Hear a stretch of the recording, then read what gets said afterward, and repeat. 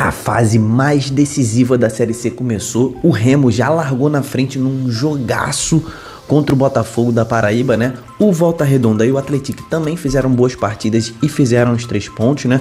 E agora, meu irmão, é jogo rápido, tá? Só faltam 5 rodadas, 5 jogos para cada time, pra gente definir os 4 clubes que vão subir para a próxima divisão, para a segunda divisão do futebol brasileiro. Então vamos analisar os jogos dessa primeira rodada do quadrangular final da Série C. Vamos analisar como é que tá a tabela e descobrir quantos pontos faltam pro seu time confirmar o acesso. Então vambora, mete marcha e vamos nessa.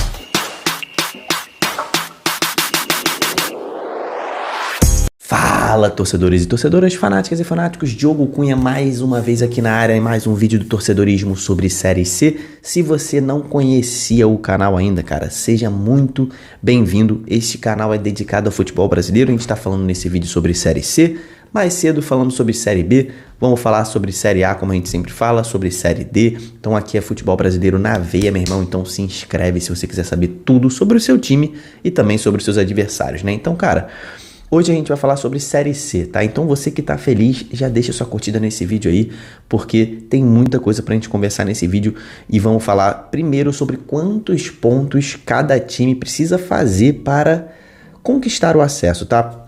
Isso é uma situação matemática, né? Então, eu peguei aqui a referência de todas as outras edições, né? Essa é a 5ª edição da Série C neste formato, né? De primeiro turno, ali as 19 rodadas, depois segunda fase com esses 2 grupos de 4 times no quadrangular final. Então, essa é a 5ª edição e em todas as edições, o que eu cheguei à conclusão é que se o seu time somar 10 pontos na tabela, a probabilidade é bastante alta dele conquistar o acesso. É quase certo, tá?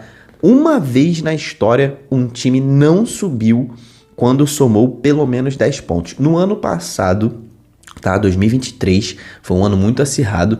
O Paysandu, Papão da Curuzu, subiu com 10 pontos somados, só que ele empatou em número de pontos com o Volta Redonda, tá? Que também tinha 10 pontos. E, cara, foi o único time na história que fez 10 pontos nesse formato da Série C de quadrangular final e não conquistou o acesso. Perdeu o acesso ali no saldo de gols. Na verdade, foi nos gols pró, saldo de gols, diante aí do Paysandu. Então, Volta Redonda ano passado fez 10 pontos e não subiu. Então, cara, assim, 10 pontos é quase certo, tá? Só que para confirmar com toda certeza, 11 pontos. Mas vamos conversar sobre o que a gente já viu ao longo dessas edições, né? Por exemplo, o Operário, cara, ano passado mesmo, estava em outro grupo, né? Foi um grupo menos disputado, ele subiu com 7 pontos. Então, foi a menor pontuação da história também. Então, assim, já teve gente subindo com 7 pontos. Não é certo que isso vai acontecer, é até bastante raro, só o Operário conseguiu.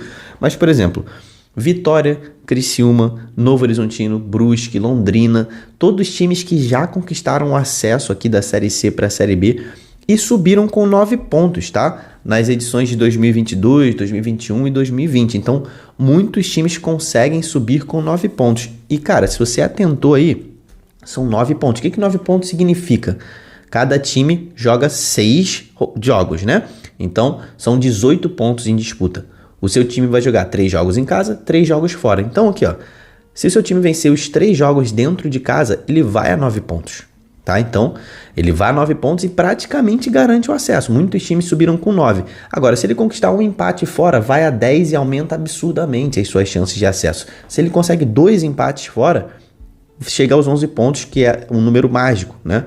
Então, 3 vitórias em casa, 2 empates fora, ou 3 vitórias em casa, 1 empate fora, já deixa o seu time aí numa ótima posição.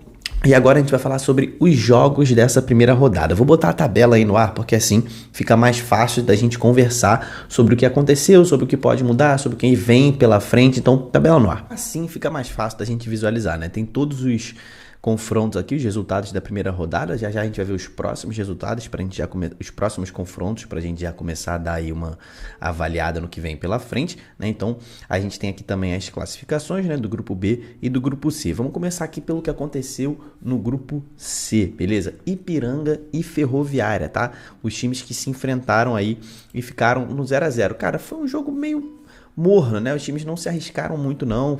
Cara, teve muita paralisação nesse jogo, cara. Muito cartão amarelo, muita falta. Foi aquele jogo chato, tá? De se assistir. Os dois times foram bem defensivamente. Foi um jogo muito truncado no meio de campo. Como eu falei que seria, né? Quem viu o vídeo de pré-jogo disse que seria um jogo de muita combate físico, né? E que os times seriam muito difíceis de terem as suas defesas furadas, né? Então, assim, as melhores chances do primeiro tempo foram da Ferroviária, tá? O Carlão teve uma chance clara para fazer o gol ali no finalzinho do primeiro tempo, não conseguiu abrir o placar para a Ferroviária. E aí na segunda parte do jogo, aí no segundo tempo, o Ipiranga tentou vencer a qualquer custo, foi para cima, teve as melhores oportunidades. O Saulo, goleiro da Ferroviária, fez bastante defesa boa, né? Fez vários milagres, pelo menos umas 3 grandes defesas aí que o Saulo, goleirão da Ferroviária, fez e acabou mantendo aí o 0-0 no placar, né? Então Ferroviária fez um ponto, assim como o Ipiranga, cada um fez um ponto. Resultado melhor para quem joga fora de casa, né? Lembra aquele negócio que eu falei, se você vencer os seus 3 jogos em casa e conquistar alguns pontos fora, você fica bem na classificação, você tem boas chances de subir de divisão. O outro jogo desse grupo, cara, foi o oposto do primeiro. Foi um jogaço, meu irmão. Um jogaço, tá? Londrina 2, Atlético 3. Inclusive, a torcida do Londrina me marcou ali na festa da torcida direto do estádio. Muito obrigado, cara. Quem não sabe da tradição aqui do canal, é só me marcar lá no Instagram que eu vou repostar a festa da sua torcida direto do estádio. Então, torcida do Londrina, se você for lá no meu Instagram agora, você vai ver a torcida do Londrina, a festa da torcida do Londrina. Mas, cara, acabou perdendo o jogo, mas foi um jogaço, tá? Que o Londrina até não jogou tão mal assim, mas teve algumas falhas defensivas, né? O Atlético abriu o placar logo no início, né? Uma falha, o primeiro gol foi falha, né? O zagueirão do Londrina foi tirou no pé do atacante do Atlético, que fez o gol. 4 minutos de jogo ali.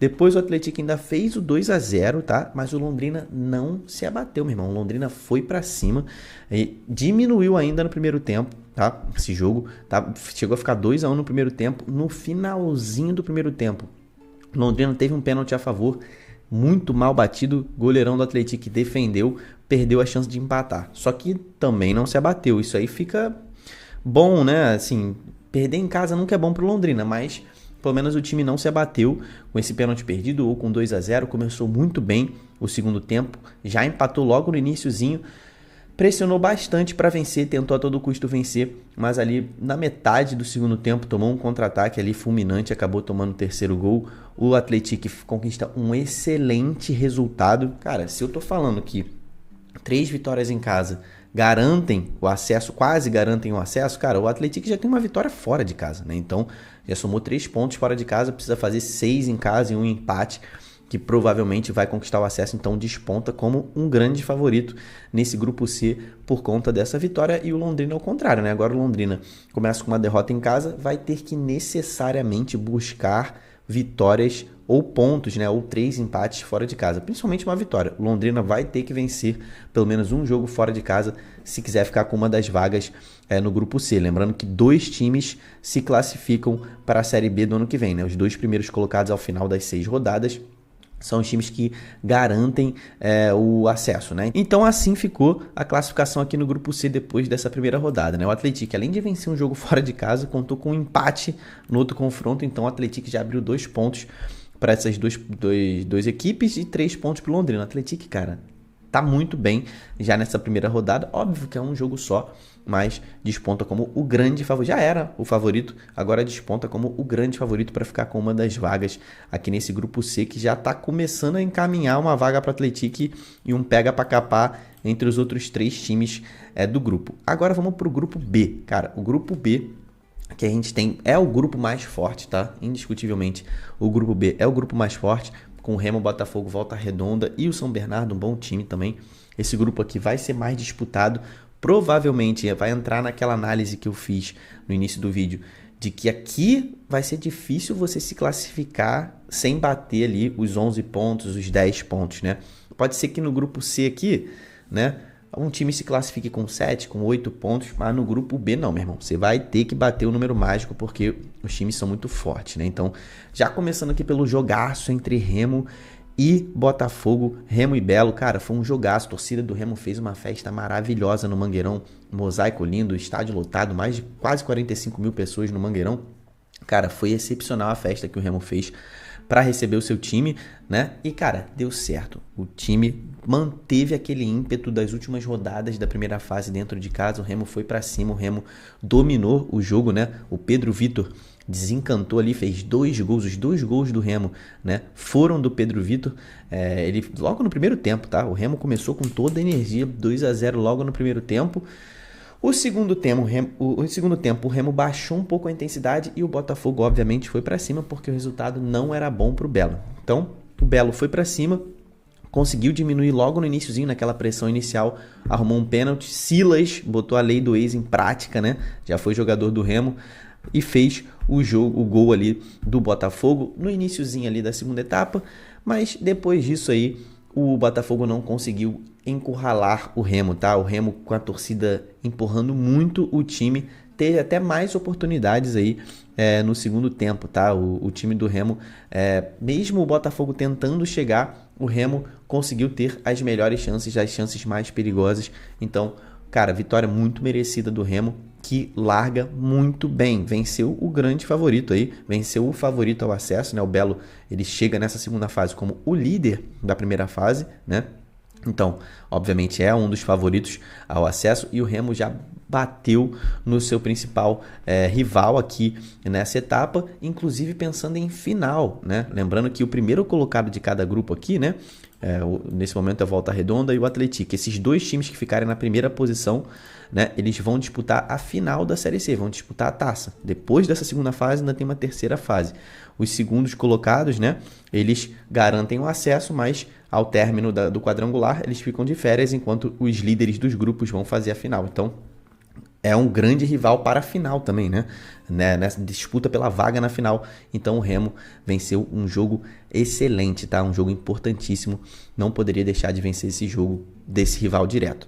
Pro Belo, cara, pro Belo fica aí um sabor amargo, né? Poderia ter iniciado melhor, mas foi um jogo fora de casa, vai ter que focar nos jogos em casa, vai ter que vencer os 3 jogos em casa e vai ter que vencer o Remo lá na última rodada, que provavelmente vai ser o jogo que vai definir acesso ou finalista, tá? Mas o Belo tem que se recuperar rápido. Lembrando que ano passado o Belo chegou nessa fase e não começou bem, depois tentou se recuperar e não teve tempo, né? Então é se recuperar logo na segunda rodada. No outro jogo do grupo, Volta Redonda e São Bernardo fizeram um jogo muito equilibrado no primeiro tempo, né?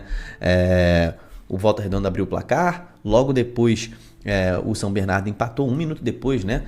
Foi o Bruno Santos que fez o gol pro Volta Redonda e o Kaique fez o gol do São Bernardo. Primeiro tempo terminou empatado, foi realmente o placar que deveria ter sido ali no primeiro tempo, foi um jogo muito parelho no primeiro tempo, mas no segundo tempo, cara, Volta Redonda dominou. Imposição total do Volta Redonda no segundo tempo. Me parece que o São Bernardo cansou, tá? Não conseguiu ter muitos embates físicos, não conseguiu correr tanto atrás da bola, fazer a marcação tão fechadinha quanto estava fazendo. E aí, 2-1 para a equipe do Volta Redonda. Bruno Santos fez o segundo gol, né, dele na partida e o segundo gol do Volta Redonda. No finalzinho do jogo, o VAR marcou um pênalti aí e o Fabrício fez o terceiro gol do Volta Redonda. São Bernardo não conseguiu reagir nem no início do segundo tempo, quando estava 1-1, nem quando estava perdendo por 2-1 e muito menos quando estava perdendo por 3-1. São Bernardo, cara, foi um jogo assim de atenção para o São Bernardo, tá? Esse segundo tempo demonstrou que o time talvez não esteja na sua melhor condição física. Alerta para o São Bernardo, que assim como o Botafogo chegou nessa fase no ano passado e ficou para trás, né? Volta Redonda, São Bernardo e Botafogo, os 3 times, né? Chegaram na segunda fase no quadrangular final e não conseguiram acesso, não conquistaram acesso. Pelo menos um deles vai conquistar, né? Porque são 2 vagas para 3 times. Pelo menos um deles vai ficar com essa vaga, mas alerta ligado principalmente para o São Bernardo. O Belo conseguiu fazer um bom jogo, mas saiu derrotado. O São Bernardo não fez um bom jogo no segundo tempo e alerta ligado. Agora, para a gente dar aí uma visualizada na próxima rodada, já para ver o que a gente pode esperar, é lógico que lá na frente vai ter um vídeo analisando todos esses jogos completinho, mas aqui já dá para a gente ter uma ideia do que vem pela frente, né?